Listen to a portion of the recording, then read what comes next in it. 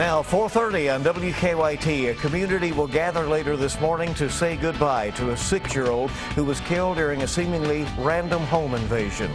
It's a busy time of year for the Postal Service. We'll give you an inside look at what it takes to get that package to your doorstep. And police have arrested a suspected bank robber they believe is responsible for 4 holdups this year.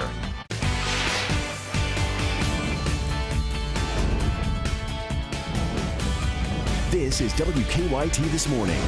Good morning from WKYT. Welcome in. I'm Bill Bryant. And I'm Rebecca Smith. It's Friday. That's good news. There you go. That's enough, right? And even better news, Micah, with the weekend weather. The weekend weather just looks phenomenal. I mean, this is going to be some really warm air for December. I mean, we're looking outside this morning, already seeing a difference maker there with that front trying to move on through, but it's a warm front. Now, you're seeing a couple of sprinkles overnight and early this morning, especially across 64 northbound. And that's why you saw some of these pavements just a tad bit wet early this morning, and we'll have that throughout the day. Just a couple of sprinkles here and there. Temperatures already in the mid to upper 50s already. We get into the afternoon, mid 60s, that small chance of rain. We get into your weekend, it's mainly dry too, and those temperatures really skyrocket. I'll show you how high we go coming up. Thank you. Leading our news, the community will come together later this morning to say their final goodbyes to a 6-year-old boy who was killed during what appears to be a random home invasion. Logan Tipton's funeral will begin at 11 this morning at the Community Stadium Field in Versailles. Last night, hundreds of people came out for the visitation for the young boy whose life was taken too soon. The crowd included family, friends, even strangers who've been touched by his death. WKYT's Monique Blair shows us the outpouring of support. Usually this time of year is a time to celebrate. But many people, especially those in Woodford County, are reeling from a loss. It's devastating to us all. Thursday night, hundreds of people began to say goodbye to 6-year-old Logan Tipton just 4 days after he was murdered in his home while he was sleeping. Logan is a very sweet little boy, always smiling, loved football. He was fierce out there on the field. He was little, but he was fierce and strong. Leisha McKee and her son Josiah came to say goodbye. Goodbye to Josiah's classmate at Simmons Elementary, his friend, and his teammates on the football field. He is a strong boy on the team. As many people were saying goodbye to Logan at the Clark Funeral Home less than a mile away here at the First Christian Church, a group of Woodford County High School orchestra students were putting on a concert in an effort to raise money for the Tipton family. Tonight is a concert we already had prearranged with the Salvation Army, but in light of our recent tragedy here in our community, our students approached me about possibly splitting the proceeds with the Tipton family, and after I approached the Salvation Army, they were more than glad to accept that offer, and so the students really felt moved and compelled to do this. And as the concert came to an end, in an effort to bring back the holiday spirit, the orchestra played and the crowd sang one of Logan Tipton's favorite songs. We always know that Logan is just going to be an angel watching over everybody. In Woodford County, Monique Blair, WKYT. Again, the funeral for Logan Tipton will start at 11 at the Community Stadium Field in Versailles. The suspect in a violent Lincoln County home invasion remains on the run this morning. Deputies were called to the home on Easter Spur Road south of Stanford. The sheriff's office there says the homeowner was shot in the leg. He's been flown to UK hospital with non-life-threatening injuries. His wife was home but was not hurt. Deputies have identified the suspect as 20-year-old Cody Staten, and they are still looking for him.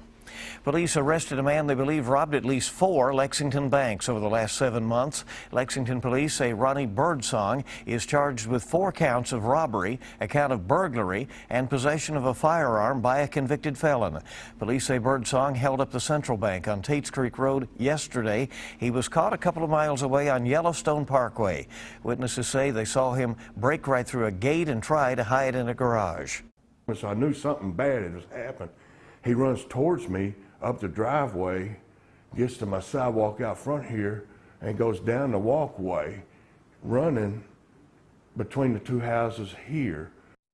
Police believe that Birdsong also held up the Chase Bank on Richmond Road in May, the Community Trust Bank on Richmond Road, and the Fork Bank on Southland Drive last month.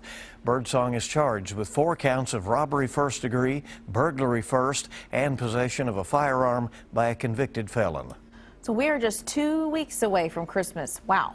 If you are doing your shopping online, you're probably keeping an eye out for delivery or two at your doorstep, and thieves may actually be watching your porch too, hoping to grab those packages right from under your nose before you get them. WKYT's Garrett Weimer shows us the best way to avoid falling victim to this.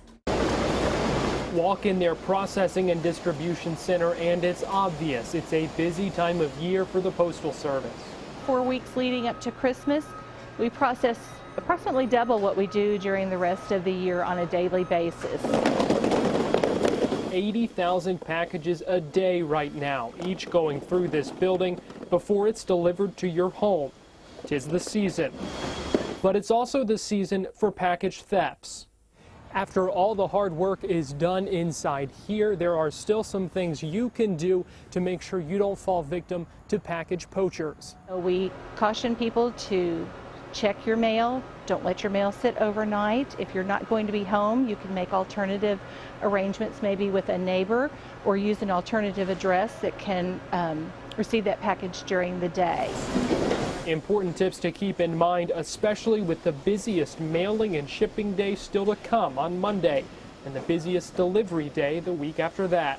So it's time for all hands on deck, and we're going to do our best to deliver a Merry Christmas to everyone. In Lexington, Garrett Weimer, WKYT. Wright says they're seeing about 10% more packages this year than last year. She encourages people to mail them as early as possible to beat the rush. This morning, there's still a lot of unanswered questions after 2 people were found murdered outside of a home in Clay County. Leon and Shirley Jackson were found shot to death on Birchall Branch Road on Wednesday. Leon Jackson's pastor tells us that he found Leon, then he went to the sheriff's office.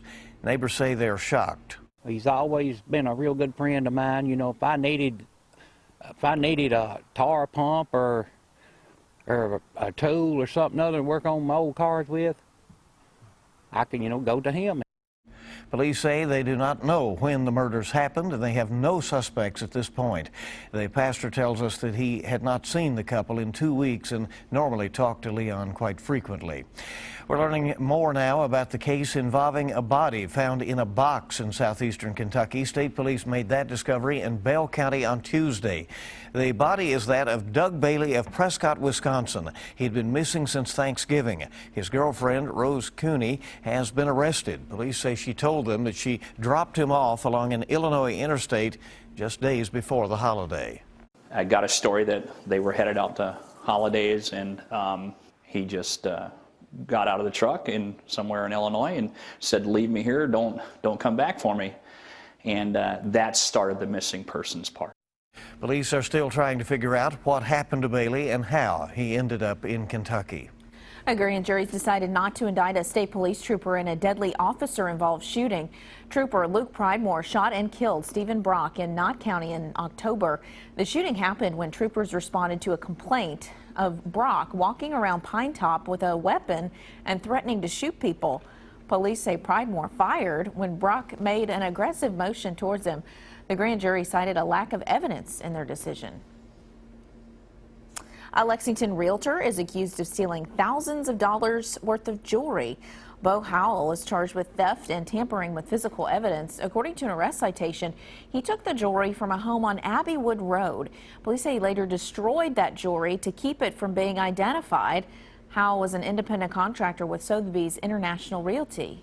The number of overdose deaths from fentanyl are on the rise. A WKYT investigation found that many of the victims do not even realize they've taken it.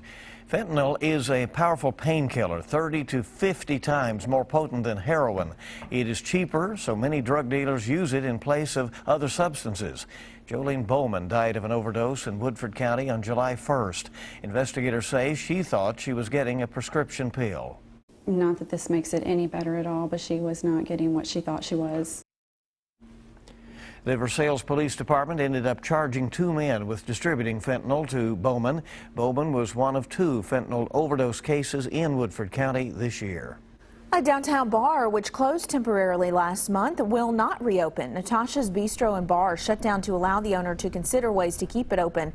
After talking to musicians and others, the owner tells the Herald Leader they could not find a way to bring Natasha's back in its current form.